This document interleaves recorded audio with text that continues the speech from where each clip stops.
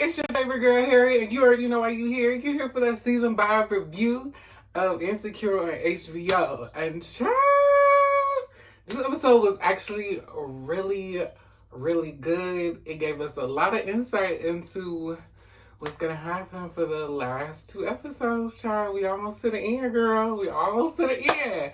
So without further ado, girl, let's get into the review, girl.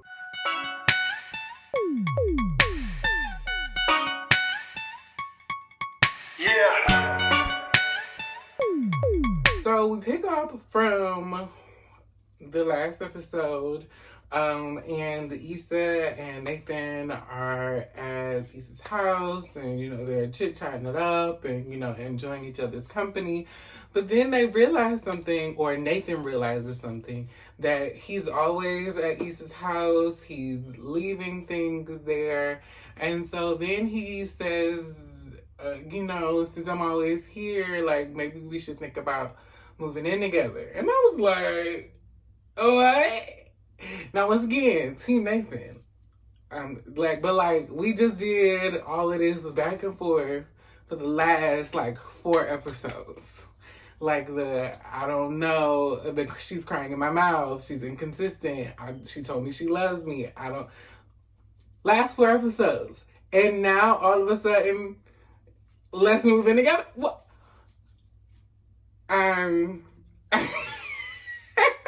The nigga was too stunned to speak. Like, what? I'm confused. I don't see how we got here. I'm not sure how we got here, young man, but I need you to chill out. And then Issa's goofy and trying to be in love ass. She's, oh, well, I don't know. Let's think about it. What? No, ma'am. And what I think is happening here is that Issa, she's sticking to this decision, which I totally understand, but she's sticking to this decision that she's made to not be with Lawrence. But she's sticking to it so hard that I feel like she's trying to prove herself that she can work it out with someone else. And I don't necessarily feel like she needs to do that. I feel like she can simply just be by herself. And I feel like that's maybe what we're going to lead to by the end of the season. By episode 10, I'm pretty sure will be, she may end up by herself. Or she either going to end up by herself or she's going to end up hurting Nathan's feelings, which I really don't want to happen. But I really feel like we're coming to a point where, because she's made this decision to not be with Lawrence, she's trying to prove herself that she can make it work with somebody else. And she's making decisions that don't necessarily benefit her or aren't necessarily in her best interest at this time. Now, I don't think that she should never live with Nathan. But right now, Miss Mamas, right now, this is a decision we're making right now. It's not feeling correct. It's not feeling right. I think y'all need to, chill out. Enjoy the sex while it's there, but enjoy your separate homes. So later on in the episode, Issa is working her artwork that she has put together. Koya is greeting people according to their race. So no white people came through. She's like, I just think it's rad that you're here. Issa is walking through with a representative from NBW, and he is very, just enthralled with everything that she's put together. He's very supportive of her vision, and, he really sees the work that she's put in to help their brand. And so he's very much saying, I'm so happy that you're here, and, you even got the Anthology Collective, which originally they had a hard time getting because of Crenshawn. So I was very excited for her for that because, she was having such an issue with them. And, he eventually says, and we, eventually will be, extending an offer to you. And so I was like, oh, look at that. It's about to get paid. Yes, we love that. We love to see it. So, of course, at the end of the art walk, she sees Crenshawn outside. So I was thinking, well, maybe if Anthology Collective came around, maybe he has something to do with it. And so now he's, trying to come and take credit for them being there or whatever the case may be. Who knows? So he eventually, goes on to, he gives this it's like an apology. It feels like an apology, but it also feels like, because eventually he says that he realizes he made a mistake because of everything that he was trying to do and couldn't do it or was having a hard time doing it. And so now he kind of understands what Issa's going through or what Issa went through when they were working together. And so it kind of feels like I'm apologizing because I was having a hard time and not because I need you. That's the only reason I'm apologizing. That's what it feels like. That's how it's coming off to me. I don't know. Issa says that she's going to think about it, so she decides to do so. And I mean, I get it. Like, she's here to help the community, and, working with Crenshawn was a big part of that. So I get it. But for me, I'm just like, how you try to, play my girl. And granted, Issa should have apologized, or she should have had a different apology, or her approach should have been different. But even after she attempted to apologize, you still dogged her out. I'm not really seeing it for you, my guy. Still fine. as Koya said with his sexy ass apology. But I'm not seeing it for you.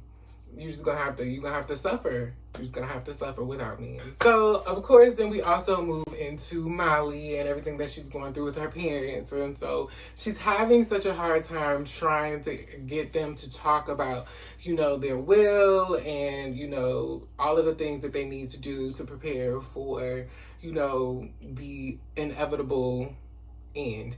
And her father's struggling with it. Her mother, her and Kelly are two peas in a pod. And Kelly is I really love the fact that Kelly is taking this being dead as this way to help people and to really reflect on her life. I really love that, because she could have easily, just been messy about it or let it really get to her. But she's turned this really negative thing and turned it into this positive. And so now she really wants to help people with their end of life, preparations. And it's nice. It's nice to see her in this space. I really like seeing Kelly happy. It's different for her, because a lot of times in the seasons before, we used to see Kelly in these drug-induced stupors, and she's still very much Kelly. She still says a lot of wild, funny shit, but it's not the same. It's not drunk Kelly, high Kelly, being, just all types of irrational and just saying wild shit. Now she says wild shit, but it actually low-key be making sense. So I love seeing this new Kelly. Moving on, Issa is finally getting her offer from NBW. And who pops up? It's Mirror Bitch! We ain't really seen much of Mirror Bitch except in the very first episode when she was Mirror Bitch, but she was the younger version of herself, Mirror Bitch. So I love that we're seeing Mirror Bitch now in this, mood of, watching and seeing herself and her successes. And so Issa goes into these two separate dream states. One is if she was to make the decision to go with NBW, and she finds all of this very successful fame and really taking the block all over, and really succeeding from having the nice house and moving from the actual area into West Hollywood, and going all over the country and creating the block in different areas. At one point, she's in Detroit. Shout out to my hometown. And she's really doing this thing of creating Black spaces all over. And it's really paying off for her in a very major and large scale way. And then she goes into the other side of it, if she was to go to Crenshawn. And while she still has, a lot of success, she still, is, very much an entrepreneur, but she's having this very much local success, this very LA experience, of, being locally a part of the community and turning the old We Got Y'all area into, a Crenshaw community center. And, just once again, she's still successful, but not in the way that the success of the money with MBW would have brought her. And in all of this, she is still somehow incorporating Lawrence. And I'm just like, yo, can we get rid of this Negro? I'm very tired of seeing his face. Like, it's very much, y'all are trying to make fetch happen. Like, stop trying to make it happen. Once again, I always say, I don't care if Issa, even though I'm Team Nathan, I don't care if Issa don't end up with Nathan. But I don't want it to lead her back to Lawrence. I just don't see it for them. I don't. Because while, yes, people think that Issa is the actual villain of the show, there have been a lot of actions that people, because Issa's actively, being problematic throughout this whole series, and just trying to figure out her way, there are actions and things that Lawrence has actually done that are like just a lot more egregious in my eyes. I just can't, I don't see it. And I feel like we all go through these phases of trying to figure out what our next step is after a really big breakup. Like, she spent all this time with Lawrence, and then they broke up, and then she spent all this time trying to figure out if they should get back together. They got back together, and then they broke up again. And so it's a lot of trauma that's happening there. So of course she has to figure that out. But I'm not trying to see them go back together. I'm not. No. He got a whole baby now. Nope. I don't want to see it. I don't care. And then we go back to Molly, and the session with Kelly has ended with her parents figuring out the will. And so it's been all set, and they've done everything that they needed to do. And so Molly goes to her car, and she breaks down and starts crying. And it was very refreshing to see, because I can only imagine, you having to do this for your parents. And while your parents aren't gone, there have been events that have taken place that make this necessary. And so this whole time you're thinking of, the end and your parents eventually not being there, where these things will have to eventually take place and, fall into order.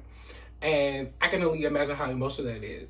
My father is 70, and my mother is not that much younger than he is. So, it is very, jarring to have, these conversations emotionally. I know for me, I don't know what my parents have in place. I probably should figure that out. But I also have 2 older siblings that are damn near 50 that can figure that out as well. But it just makes all of it, it puts you in deep thought as to what is the next step in your life as you go through this next phase. And so, she breaks down and is crying, and apparently her and Taurean were supposed to go on a date. He calls her and he's like, hey, like, are you, you all good? Like, we're going to do this, that, and the third. And so she says, I'm not really sure. And she's honest about not feeling up to going and why. And I feel like before, Molly wouldn't have done this. Molly probably would have just sucked it up because, she's trying to get him in and she's trying to keep him and all of that. And she would have just gone on the date and been preoccupied or been agitated or whatever the case may be because of her parents, but now she's actually being honest and saying, I can't be with you right now. I need to be alone. I need to be with myself. And can we do this later? And he understands. He's like, well, of course, let me, I'm here for you. If you want to talk about it, if you don't, whatever the case may be, we can absolutely reschedule. And I really appreciated it. I was like, see, this is what we needed. This is the Molly that I like. Because, the previous, at least the last 2 seasons, I was just like, girl, Molly can kiss my ass.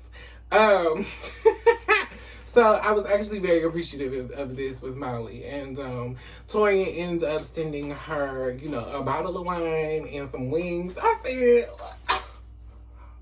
I want a bottle of wine and some wings that I ain't pay for. That a man got me? Damn. Like, the bare minimum. The fuck? Like, shit. This nigga's really not doing nothing. But yes, I really like that. And I really like that he did that for her because he understood that, hey, like, I can't, I understand that you want to be by yourself, but let me just, do something for you even if I can't be there. And I really appreciated that. I thought that was very sweet. And then, of course, at the end of the episode, Issa is faced with the decision whether she should go with MBW or Crenshawn. And she has this conversation with Molly about it. It's further confirming the points that Tiffany made in the last episode about whether Issa should decide to go between Nathan or Lawrence. And it's just simply about what is the right decision for you. Not necessarily the right decision on paper, not necessarily whatever other people may think or other people may say. What feels right to you? What right now do you feel like you should go with?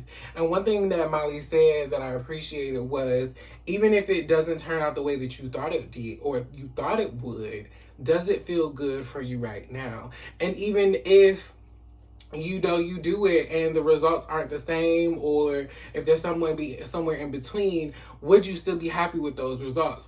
Are those results something that you still want to see? And I really like that because I feel like everybody thinks of like this end result. If I pick this now, what is going to be the end result? And honestly, it's about how do you feel right now and what do you know the results will be if you make these decisions?